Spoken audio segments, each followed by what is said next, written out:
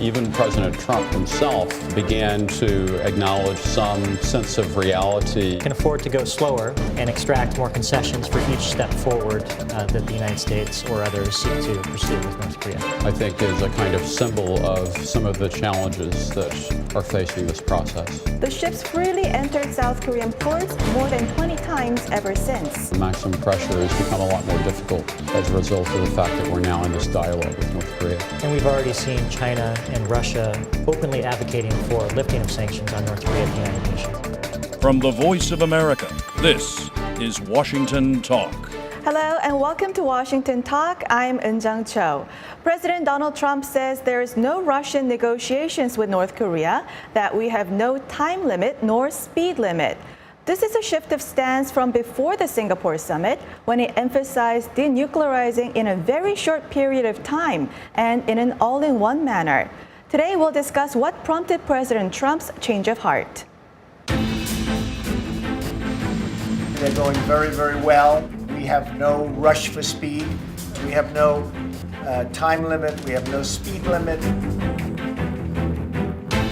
Progress on some issues, there's a lot of work to do. It may take some time to get where we need to go.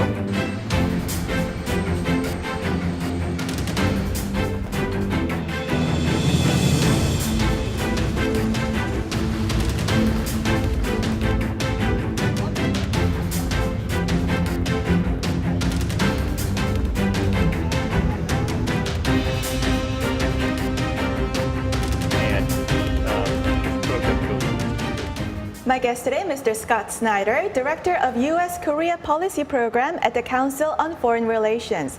Mr. Snyder worked as an Asia specialist in many think tanks for more than 20 years. Also joining us today, Mr. Ryan Haas, a fellow at the Brookings Institution. Mr. Haas was the Director for China at the National Security Council from 2013 to 2017 and served as U.S. diplomat for 15 years, mostly in Asia. Let me give you the first question. President Trump indicated that this is going to be a long process. What about North Korea that prompted President Trump to change his approach towards North Korea? If any one of you can start us off. Well, I just think that this process is maybe a little bit more difficult than people had expected, and it's, I think, a natural result of what happens when aspirations meet reality.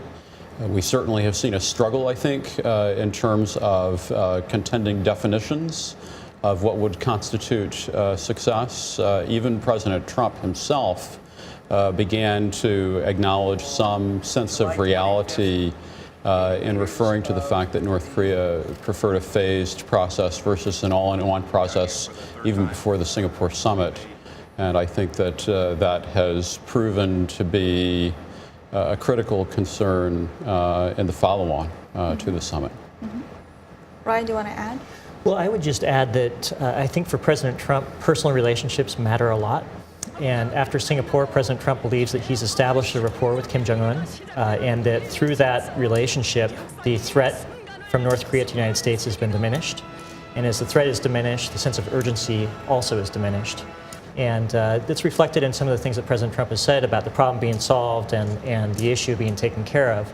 It's this sense that as the relationship improves, the threat diminishes, and therefore there isn't the same sense of urgency that there may have been in the past. Mm-hmm. Secretary Pompeo initially said that follow-on discussions will follow 1 week after the Singapore summit, but he actually went to Pyongyang 3 weeks after, and there's no progress on denuclearization.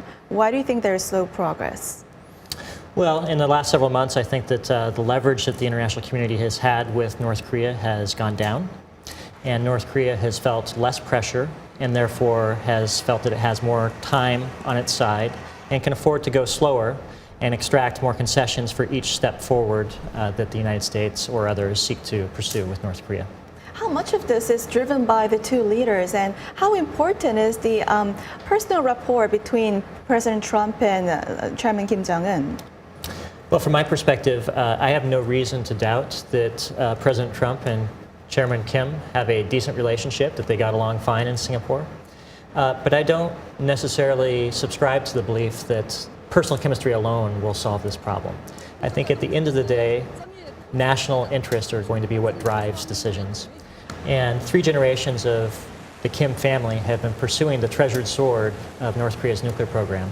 And I don't think that personal chemistry or persuasion is going to be the decisive factor in how this moves forward. Mm-hmm. Another way of saying the same thing is really that both sides have a certain type of vertical integration problem that occurs in the gap between the personal relationship and the relationship between institutions. And the institutions within the DPRK government and the US government have been at odds with each other for such a long time. And yet those institutions also have to find an area of common effort where they can work on in order to overcome distrust. Mm-hmm. And that process is going to be much more difficult than just having a handshake between leaders. Mm-hmm. President Trump said the process is moving along, and the spokesperson for the State Department says that she's not going to read out every single conversation with North Korea. So can we believe that there is a closed-door consultations, that there are confidence-building works underway? We can believe that that is the case, but the real issue here is that in order for this process to be credible, it needs to contain verification, and there also needs to be an element of transparency. And I think that what we see is growing frustration, frankly, on Capitol Hill with the level of transparency that characterizes the interaction between the U.S. and North Korea. Legislators want to know what is happening. The U.S. public also is entitled to know what is happening with this process. And if we are unsure about where things stand, it makes it much harder to be able to make a cogent evaluation of whether or not we have a timeline, what is the schedule that we're looking at, what are the benchmarks in order to really determine whether or not denuclearization and reconciliation are actually occurring. Mm-hmm. Ryan, President Trump approaches North Korean issues in a very unorthodox way, and from considering a preventive attack against North Korea to having the first ever summit with the North Korean leader, what drives President Trump in formulating North Korea policies? Well, my perspective is that there are three big drivers for President Trump. One is that all the efforts of his predecessors have failed, and so should not be repeated. Another is that unpredictability is an asset, that he wants to keep people off balance and guessing as to what he wants to do. And then the third is, I think he has a strong belief in the power of his own personality and of his ability to get in a room with someone and persuade them of the course that they should take. And those three factors combined sort of explain the shifts that we've seen from threatening war at one point to engaging at a leader level in the next. They're both unconventional. They both are unpredictable, and they both are different than what President Trump's predecessors have pursued. Mm-hmm. Now, I don't know, I think the verdict is still out on whether or not that will be the basis of sound strategy. I have my doubts, but I think that this process should be given an opportunity to see what it can produce. Mm-hmm. Scott? So there's an interesting argument that uncertainty maximization may have been critical in helping to bring North Korea to the table. Mm-hmm. But then you also need command of a level of detail necessary in order to drive home the agreement. And in many respects, I think that the most frustrating aspect of what we saw in Singapore and the aftermath is that we finally met the decision maker, but it's not clear that we got the decision. And I think that until we know that we have the decision and we see evidence that the decision has occurred and we see benefits flowing from it, mm-hmm. There's always going to be a feeling of that we haven't really closed the deal yet. Mm-hmm. So we've seen the shift of stance of President Trump so far, even though President Trump said there's no rush, but if there's no progress for a long time, do you think President Trump will still continue on this stance? My sense is that President Trump will likely continue on this path for a couple of reasons. The first is that in the absence of a provocation or some embarrassing revelation that brings to light the fact that Kim Jong-un is not sincere in what he has discussed with President Trump, President Trump wants to show that his efforts are successful. He's already declared that the problem's been solved, and he doesn't want to go back on that. I think another factor is that there aren't many other great options available. And so that will keep him on the present course as long as it remains sustainable. And then the third is that President Trump wants to be seen as a peacemaker. And as long as this process is ongoing, he is positioning himself as an agent pursuing peace, which is an attribute that he wants to be able to show both to the American public but also to the rest of the world. So I would argue that there are three things that we've accomplished by entering into the process. One is that the Trump administration was able to buy time as opposed to feeling like it had run out of time. Secondly, the prospect of immediate confrontation, which is the trajectory on which we are headed, has been alleviated.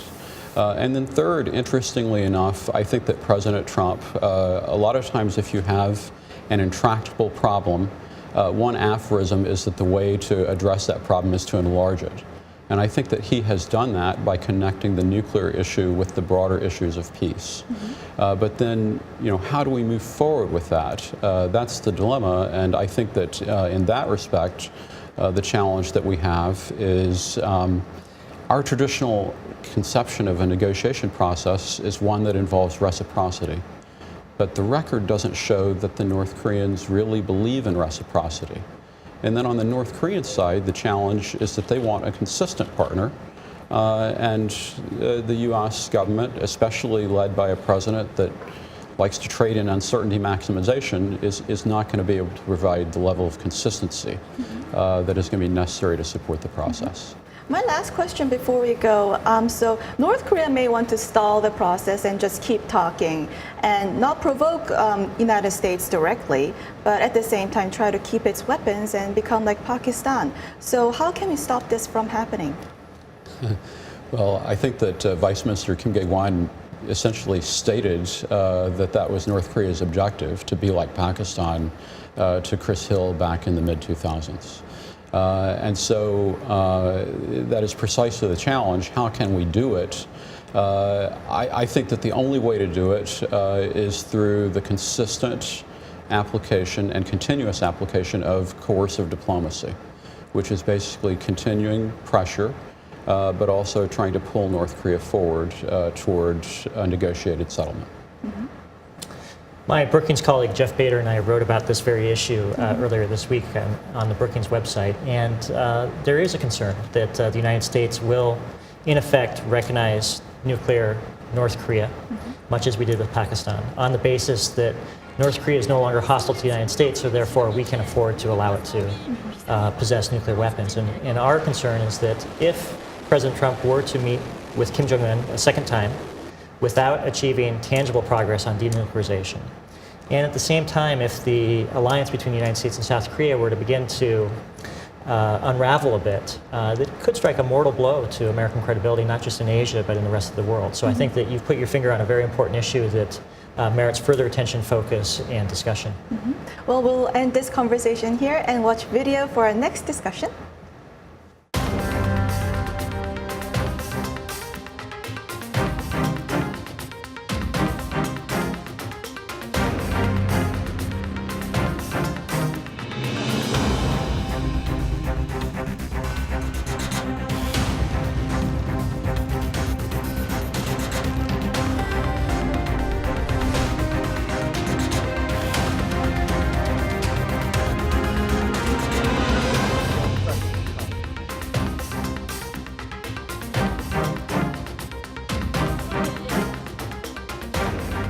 South Korea acknowledged 9,000 tons of North Korean coal entered its soil last October. Seoul didn't seize the ships at the time and do not know the whereabouts of the unloaded coal.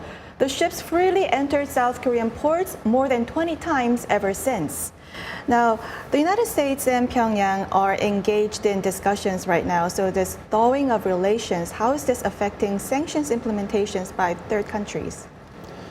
Well, I think that the maximum pressure strategy began to lose air on March 8th when President Trump announced that he was going to meet with Kim Jong-un. It's just incredibly difficult to put a diplomatic process on track and continue to apply pressure, and especially to signal to partners that they need to continue to apply pressure. And so I think that that's the dilemma that we're definitely facing now.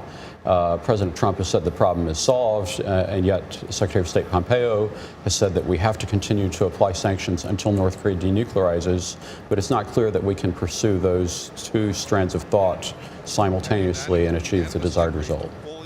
And just to put another spin on this, what Scott is saying isn't just something that experts have made up, it's something that President Trump himself has described. He has said that he no longer wants to use the phrase maximum pressure to talk about the United States' approach to North Korea. And so this has created a permissive environment for other countries to punch holes in the sanctions regime. And we've already seen China and Russia openly advocating for lifting of sanctions on North Korea at the United Nations. Can we think that South Korean government was turning its blind eye when we look at this case? Well, I wouldn't necessarily want to rush to judgment on that. I think that South Korea demonstrated good adherence in action to efforts to interdict North Korean ships at an earlier stage. We don't know the circumstances around these coal shipments that might have led to the entry of the coal into South Korea. Certainly the South Korean government will continue to investigate it, and I think that the South Korean government, at least President Moon, rhetorically seems to be still committed to sanctions despite challenges internally in mood in South Korea to the idea of doing more economically with North Korea. Now, Ryan, the two ships entered through the Russian port of Omsk. So what does this say about the Russian implementation?